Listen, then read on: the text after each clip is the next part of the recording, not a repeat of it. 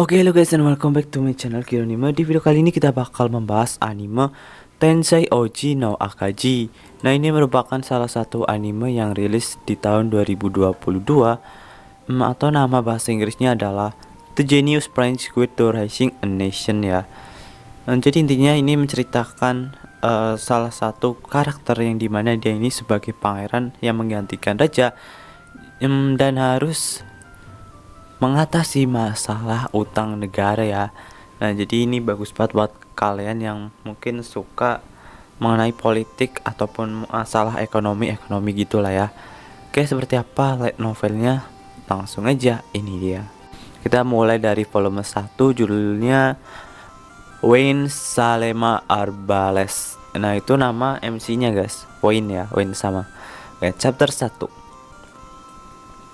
Dua pria berjalan menyusuri koridor batu istana kerajaan di kerajaan Natra.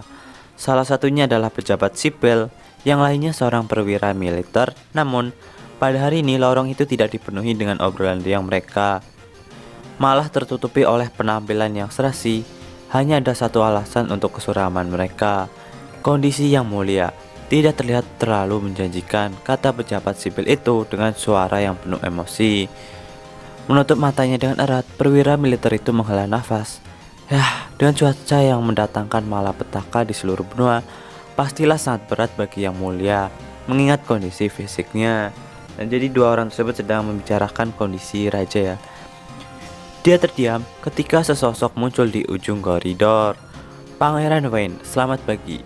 Yang mulia, sapa mereka berbarengan. Berdiri di depan mereka adalah seorang anak muda dengan seorang pelayan. Dia adalah putra mahkota kerajaan Natra, Wayne Salema Arbales. Nah, jadi ini si Wayne atau MC-nya ini putra mahkota ya guys. Dia baru berusia 16 tahun, seorang bocah lelaki dengan standar paling tinggi. Tetapi dia baru saja diangkat sebagai bupati pangeran yang ditugaskan menjalankan urusan pemerintahan, menggantikan raja yang sedang sakit. Nah, jadi ceritanya si Wayne ini menggantikan raja guys. Aku pernah mendengar dia berbakat sejak usia dini, tetapi dia menunjukkan begitu banyak pertumbuhan sejak kembali dari studinya di kekaisaran. Dia sudah berhasil menghentikan kekacauan agar tidak meletus di pengadilan kekaisaran, dan sekarang sedang berupaya menyatukan para pengikut kerajaan. Di tengah-tengah istana kerajaan ada kantor yang disisihkan untuk urusan pemerintahan. Itu hanya diperuntukkan bagi raja dalam keadaan normal, tapi segalanya jauh dari itu. Dan sekarang Wayne menggunakan ruangan itu untuk melakukan bisnis kerajaan. Ajudannya adalah seorang gadis cantik yang tak terbayangkan seusia dengan Wayne, dengan rambut putih hampir transparan dan mata merah menyala. Di pagi hari kamu harus memeriksa laporan ini dan menyelesaikan setiap perselisihan, ucap pelayan tersebut. Di sore hari, kamu juga akan menghadiri pertemuan makan siang dan kemudian 3 konferensi sebelum berkunjung ke Yang Mulia. Itu berarti tidak ada yang akan datang ke sini sepanjang pagi, balas Wayne. Itu benar, sangat bagus. Wayne mengangguk pada dirinya sendiri, lalu dia berteriak di atas paru-parunya. Aku hanya ingin menjual negara ini dan keluar dari sini. Waduh, masa ingin dijual sih? Di sini adalah penerus kerajaan Natra. Bocah itu diharapkan menyelamatkan mereka semua. Wayne Salema Arbales. Pada kenyataannya, dia sebenarnya pemalas yang tidak baik. Faktanya, kata-kata yang paling tidak disukainya adalah tugas, tanggung jawab, dan usaha. Dan jadi walaupun Wayne sebenarnya ini cerdas, tapi dia nggak suka tugas, tanggung jawab, dan usaha ya. Setidaknya cobalah menjadi sedikit lebih profesional. Nini Merale telah berada di sisinya sejak kecil dan sebagai asisten utamanya. Dia adalah satu dari sedikit yang diberkati karena mengetahui kepribadiannya yang sebenarnya. Beberapa orang mengatakan itu bertentangan dengan akal sehat untuk menugaskan seorang gadis muda sebagai ajudan putra mahkota yang sama remaja. Berubah menjadi bupati, ragu karena dia berurusan dengan politik nasional. Baru jadi ajudan dan bupatinya itu sama-sama bocil ya. Namun, tidak ada seorang pun di pengadilan kerajaan yang akan berani mengatakan bahwa itulah masalahnya. Setengah dari rasa takut tidak menyenangkan putra mahkota yang mengangkatnya, setengah karena prestasi pribadinya dan menunjukkan keterampilan. Nah, jadi walaupun Wayne kelihatan dari sikapnya itu nggak pantas, tapi keterampilan dan prestasinya itu nggak ada lawan ya. Wayne dapat berbicara begitu terbuka dengannya karena mereka menjalin hubungan satu sama lain, dibangun atas dasar saling percaya dan kerjasama. Kenapa aku harus dilahirkan sebagai pangeran dari negara ini? Andai saja aku dilahirkan di tempat dengan lebih banyak sumber daya, tenaga, dan dana, kamu tahu apa? Tidak ada harapan. Kami benar-benar akan diserang. Mungkin kita dapat mengurangi sumber daya kita.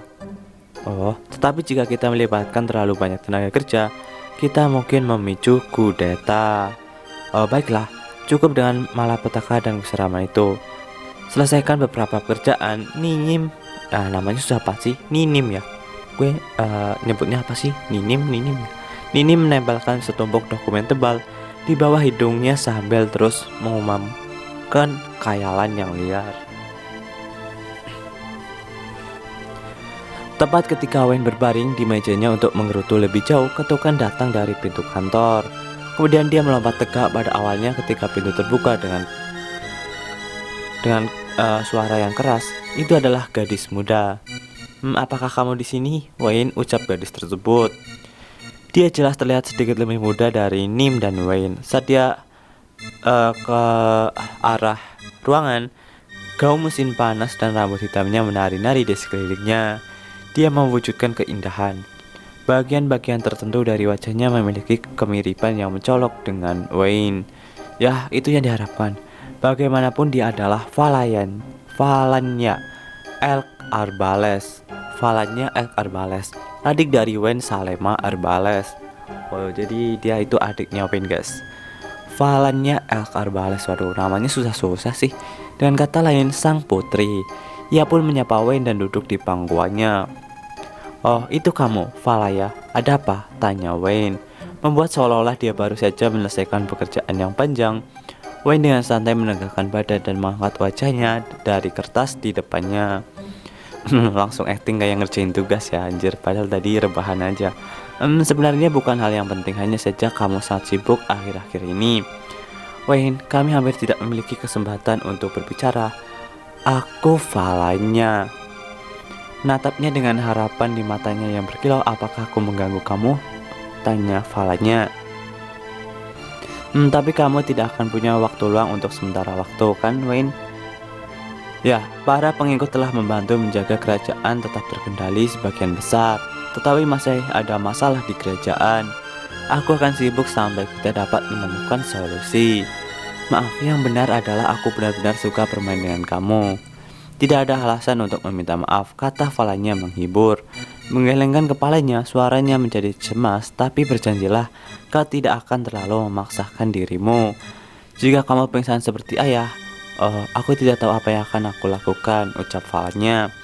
Jangan khawatir, aku mungkin terlihat kurus, tapi aku tidak akan turun dengan mudah. Dan kamu salah jika kamu pikir kamu tidak bisa membantu apa yang dapat aku lakukan. Itu tidak sulit, teruslah tersenyum, ucap Wayne. Nah, jadi di sini Valanya mau ngebantu Wayne, tapi dia bingung mau ngelakuin apa. Jadi si Wayne nyuruh tersenyum, anjir. Kemudian dia menyodok pipinya yang penuh. Selama kau terus melakukannya, Valanya, ayah dan aku akan baik-baik saja. Ini adalah kekuatan spesialismu, dasar siskon. Waduh.